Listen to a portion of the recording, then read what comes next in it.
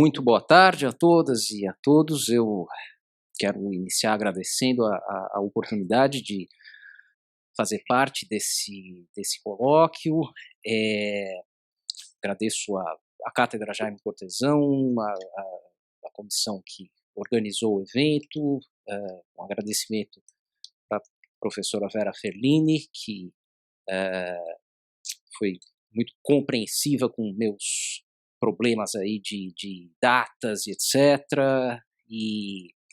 agradeço a Iris Cantor, que me deu o estímulo inicial para participar, e espero ter algumas coisas para falar para vocês agora, nesses próximos minutos, já me desculpando com os numerosos especialistas que aqui se encontram. Eu vou fazer uma consideração razoavelmente mais introdutória a respeito do que me parece que a história das ciências, que é o campo no qual eu me encontro,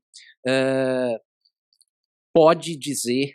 a respeito da viagem de Magalhães nessa oportunidade de seus 500 anos. Eu vou ler um pouco minha comunicação e, ocasionalmente, vou me desprender também do texto e falar um pouquinho,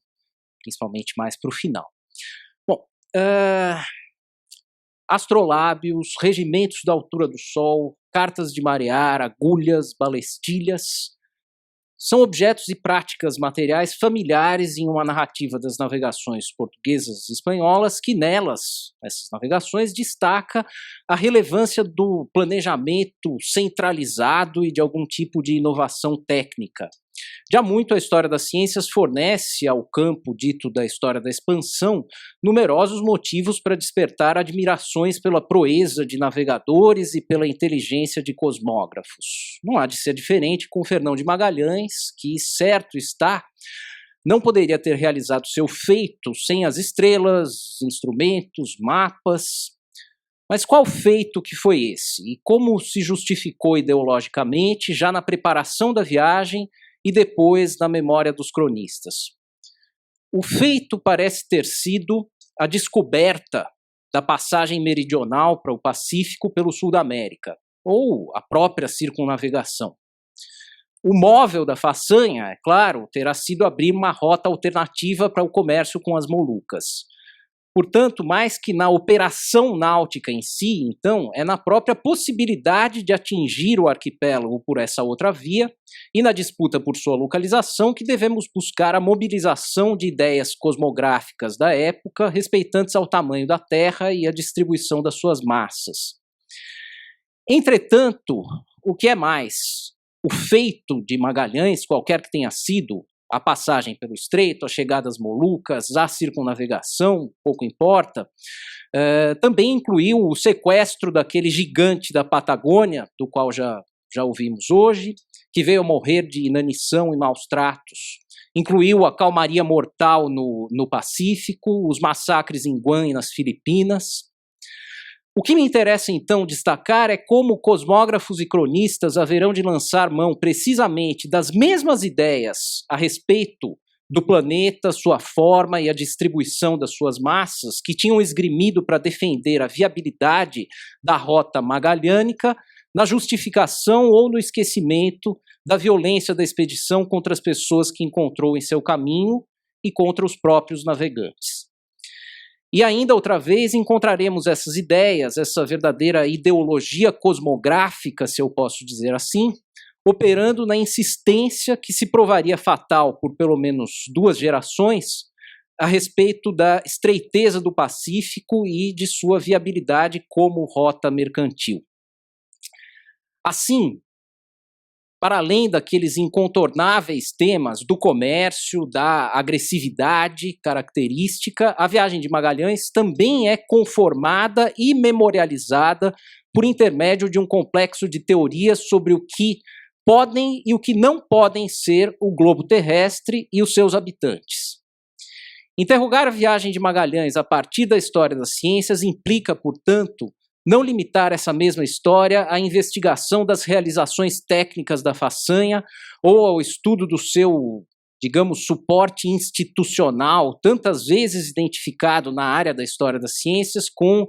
os ofícios de cosmógrafo real, com a casa de contratação em Sevilha, ou com procedimentos de recolha supostamente sistemática de informações e o seu posterior processamento em condições sigilosas.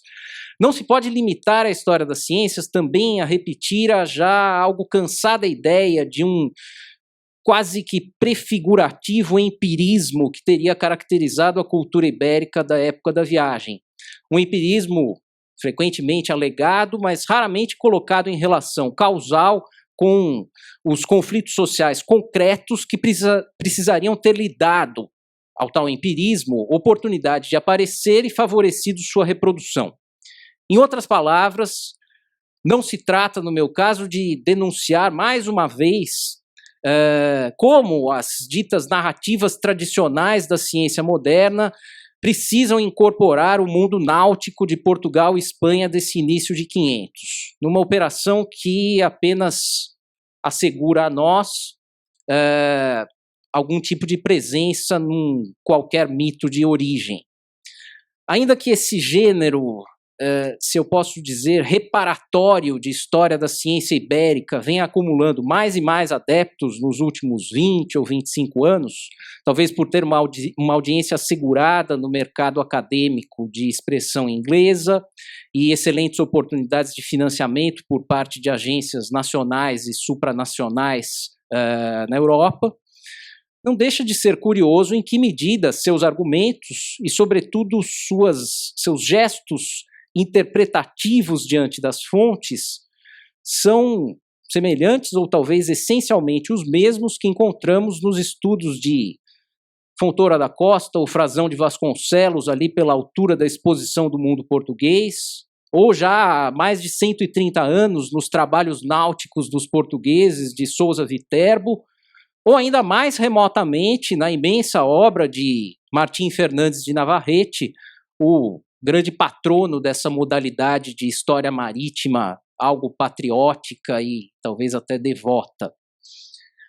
Mas voltemos ao que importa destacar aqui.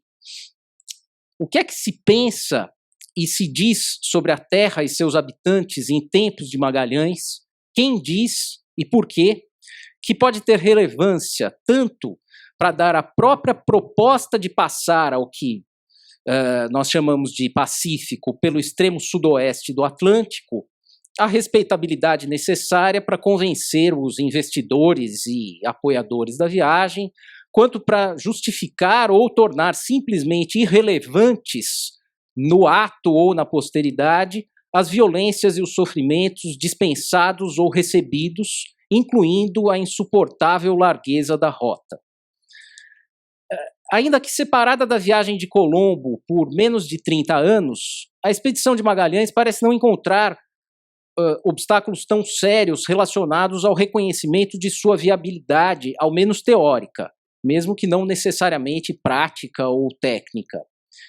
Podem ter contribuído para vencer as resistências, os mapas e os globos, como os dos Reinel ou de Martim Berrain, que Magalhães supostamente apresentou a Carlos V, ou os argumentos de Rui Faleiro, ainda que esse, nas palavras de Fernão Lopes de Castanheira, fazia-se de grande astrólogo, mas não sabia nada. Ou ainda o importante apoio de Cristóbal de Haro. Seja como for, a aceitação da possibilidade, a princípio, do plano magalhânico não deve surpreender demais, visto que nas décadas intervenientes entre a viagem de Colombo e a sua expedição, o verdadeiro motivo da desconfiança a respeito da possibilidade de Colombo realizar o seu intento, algo ao que eu retornarei em breve, nomeadamente o problema da rota rumo ao sul, as Índias marítimas, e não apenas a rota rumo ao oeste, que levaria àquela Catai de Marco Polo, esse motivo, a suposta inviabilidade da rota rumo ao sul, tinha sido espetacularmente eliminado pela experiência prática. estão aí a provar esse fato as explorações mais e mais meridionais da costa da América, particularmente por parte dos próprios portugueses, muito bem conhecidas pelos igualmente portugueses Magalhães e Faleiro, e também pelos espanhóis e inúmeros outros europeus de além Pirineus. Nós não devemos crer, porém, que pela altura de 1519, os problemas respeitantes à forma da Terra e à distribuição de suas massas líquidas e sólidas estivessem sequer perto de algo como um tratamento consensual, não controvertido por parte dos cosmógrafos. E não apenas por parte dos cosmógrafos. Maximiliano Transilvânio, autor do primeiro relato impresso da expedição, retirado dos depoimentos dos sobreviventes aos quais assistira ao lado do seu mestre Pedro Mártir em Valladolid, conta que já na primeira revolta a tripulação confronta Magalhães com a acusação de que ele está obstinadamente tentando fazer aquilo a que a própria natureza se opõe. O que é isso a que a natureza se opõe?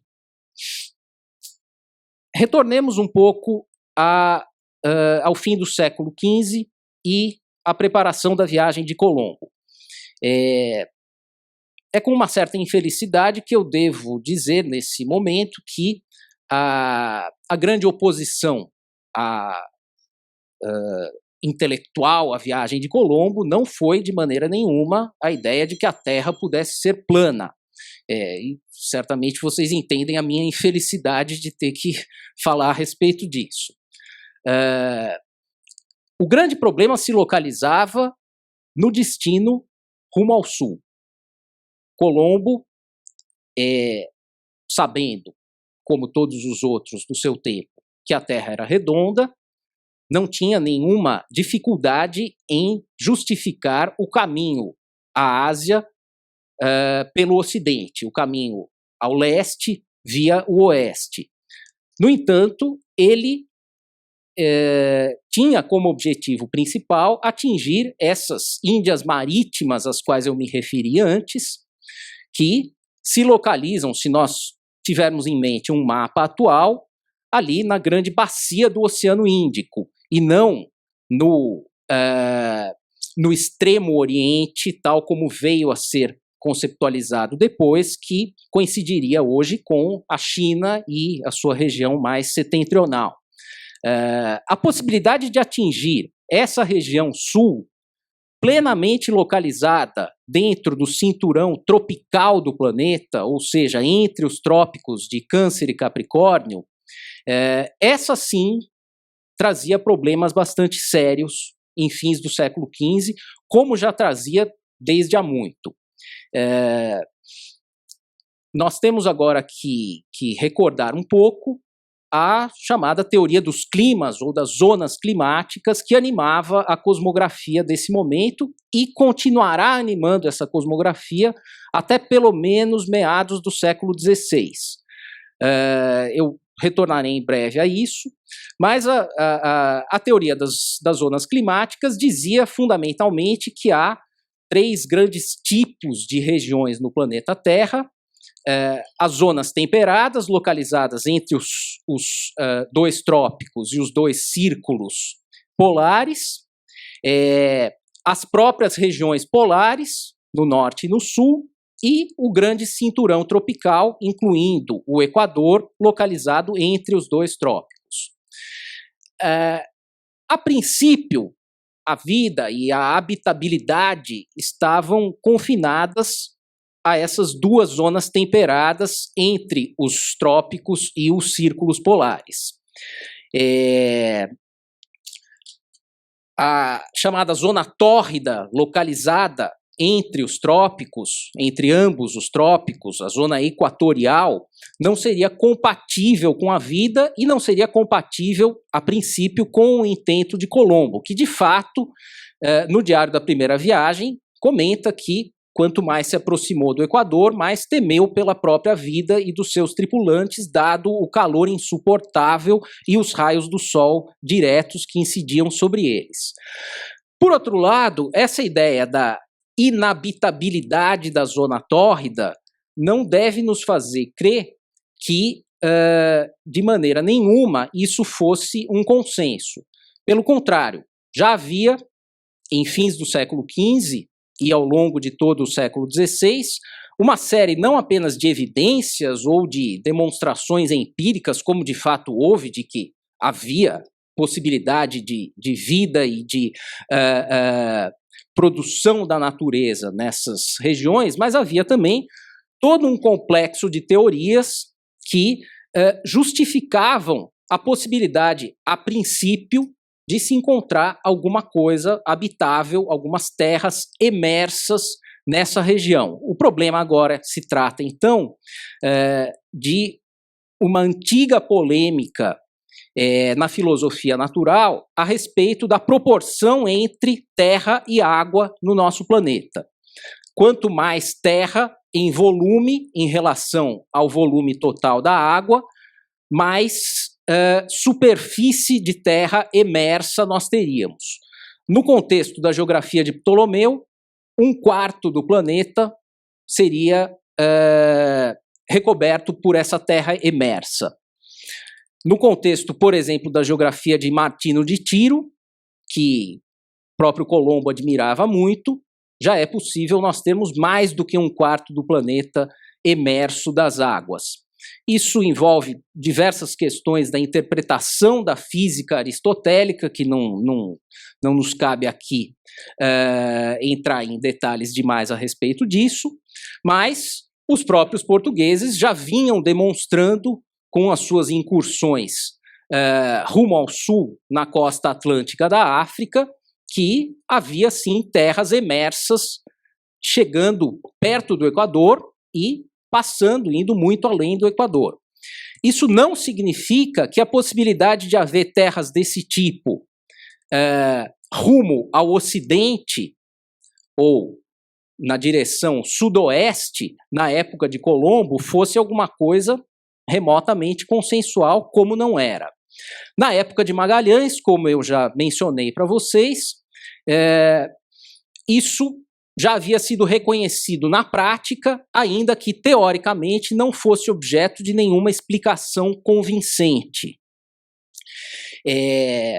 A outra questão que havia relacionada com a forma da Terra era justamente pela razão entre as massas aquáticas e as massas terrestres ser fundamental para que se estimasse a quantidade de terra emersa que estaria disponível no planeta. Isso estava diretamente relacionado com a própria circunferência do planeta, ou seja, com a largura possível em longitude desse oceano que Magalhães veio a cruzar, e que ao longo do século XVI foi insistentemente reduzido, obviamente porque isso era necessário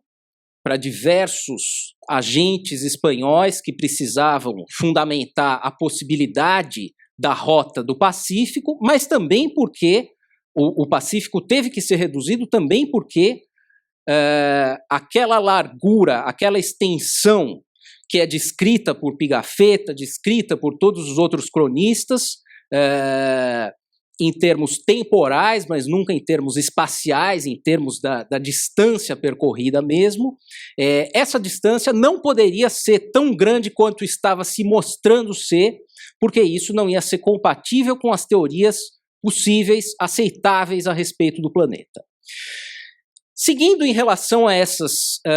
teorias a respeito do planeta, nós precisamos lembrar de uma categoria que era fundamental na época e que,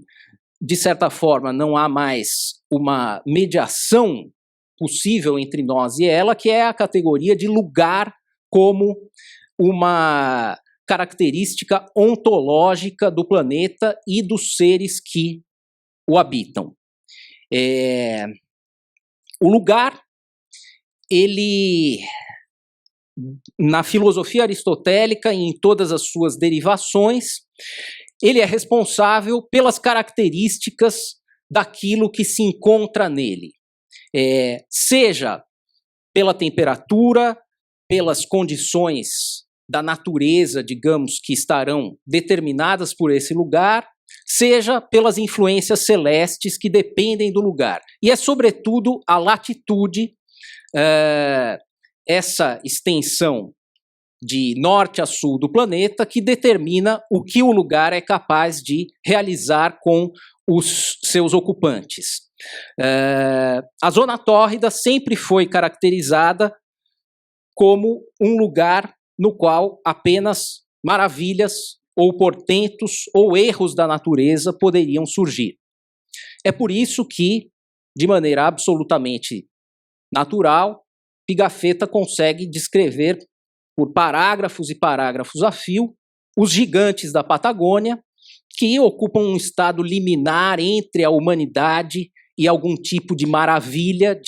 ou até mesmo de erro da natureza,